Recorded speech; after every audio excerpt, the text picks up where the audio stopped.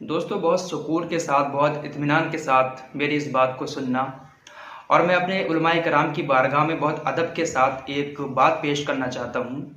जो उलमाए कराम यूट्यूब पर मसले बताते हैं, मसाइल बताते हैं, उनकी बारगाह में मेरा एक सवाल भी है, एक फ़रियाद भी है। बहुत अदब के साथ मैं इस बात को उनकी बारगाह में पेश करना चाहता हूँ। ईद के ताल्लुक से बहुत सारी बातें चल रही हैं। इंशाअल्लाह ताला इस वीडियो को देखने के बाद आप ईद के ताल्लुक से कोई भी वीडियो नहीं देखेंगे और आपके दिमाग में जितने भी सवाल हैं, आपके सारे सवाल क्लियर हो जाएंगे कि आपको ईद की नमाज कहाँ पढ़नी है, कैसे पढ़नी है, कितनी रकात पढ़नी है, घर पर पढ़नी है, बाहर पढ़नी है। आपके जितने भी सवाल हैं, सारे सवाल इस वीडियो में इंशाअल्लाह ताला ख़त्म हो जाएंगे। दोस्तों, बहुत सारे सवाल ऐसे आ रहे हैं लोगों के, जिसमें लोग इतना ज़्यादा परेशान हो रहे हैं कि हम बात किसकी माने, हम कौन से मुफ्ती की बात माने। क्योंकि यूट्यूब पर आपने देखा होगा, कोई मुफ्ती साहब कह रहे हैं कि ईद की नमाज आप घर पर पढ़ सकते हैं, 2 लोग या 4 लोग हैं तो आप ईद की नमाज घर पर जमात बनाकर पढ़ सकते हैं। कोई मुफ्ती साहब कह रहे हैं कि ईद की नमाज घर पर आप बिल्कुल नहीं पढ़ सकते, ईद की नमाज घर पर नहीं होती है। कुछ लोग कह रहे हैं कि पढ़ भी सकते हैं और नहीं भी पढ़ सकते हैं। मतलब सारी तरीके की बातें यूट्यूब पर चल रही हैं, सारे लोग अपनी अपनी राय दे रहे हैं।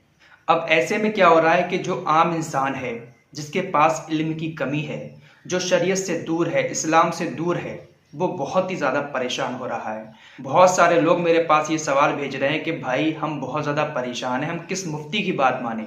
तो देखिए, मैं एक सीधी सी बात आप लोगों से कहना चाहता हूँ। आप सुन्नी हैं तो सुन्नी मौलवी की बात मानिए, आप देवबंदी हैं तो आप देवबंदी मौलवी की बात मानिए। आप जिसे मानते हैं, जिस मसलक के हैं, जिस फ़िरके के हैं, आप उस मौलवी की बात मानिए। ये हो गया एक सीधा सा सवाल। उसके अलावा मैं अपने उलमाए कराम से, जो मुफ्तियान कराम फतवा दे रहे हैं, जो मसाइल बता रहे हैं, मैं उनसे भी एक बात कहना चाहता हूँ कि अवाम बहुत सीधी सादी है, बहुत भोली सी है और अवाम के पास जो है इल्म की बहुत ज़्यादा कमी है। तो आप लोग इस तरीके से बताएं कि मैं देवबंदी हूँ और जो देवबंदी मुझे देख रहे हैं वो इस तरीके से नमाज़ पढ़ें। आप जिस तरीके से मसला बता रहे हैं तो देवबंदी के समझ में वो मसला आ जाएगा। इसी तरीके से जो सुन्नी उलेमा हैं, बरेलवी हैं या जो भी हैं, तो वो कहें कि भाई मैं सुन्नी हूँ, मैं बरेलवी हूँ, और जो भी कोई बरेलवी या सुन्नी मुझे देख रहा है तो वो इस तरीके से नमाज़ पढ़ें। इससे क्या होगा, जो अवाम देखती है, आम अवाम, उसके दिमाग में अच्छे से समझ में आ जाएगा कि भाई मैं सुन्नी हूँ तो मेरे सुन्नी उलेमा ने मुझे ये चीज़ बताई है। अब मेरी तरफ से एक बात आप लोग सुनिएगा।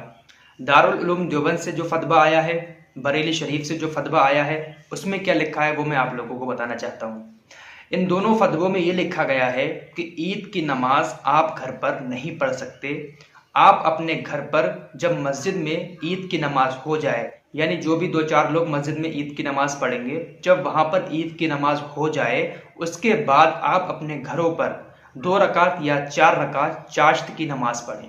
फतवों में ये आया है, दारुल उलूम देवबंद से जो फतवा आया है उसमें भी, बरेली शरीफ से जो फतवा आया है उसमें भी। बस आप लोग इन फतवों की माने। अगर आप देवबंदी हैं तो देवबंदियों का फतवा माने, आप बरेलवी हैं तो आप बरेलवियों के फतवे पर अमल करें। इसके अलावा यूट्यूब पर बहुत सारी वीडियोज़ आएंगी जिसमें कन्फ्यूज़न पैदा होगा और लोग परेशान हो भी रहे हैं। लेकिन सही चीज़ यही है कि आप लोग अपने घर पर चाश्त की नमाज़ पढ़ें, ईद की नमाज घर पर नहीं होगी। तो मुझे उम्मीद है कि अब आप लोगों की परेशानी दूर हो गई होगी। आप लोग इन फतवों पर अमल करें और घर पर 2 रकात या 4 रकात नमाज चाश्त की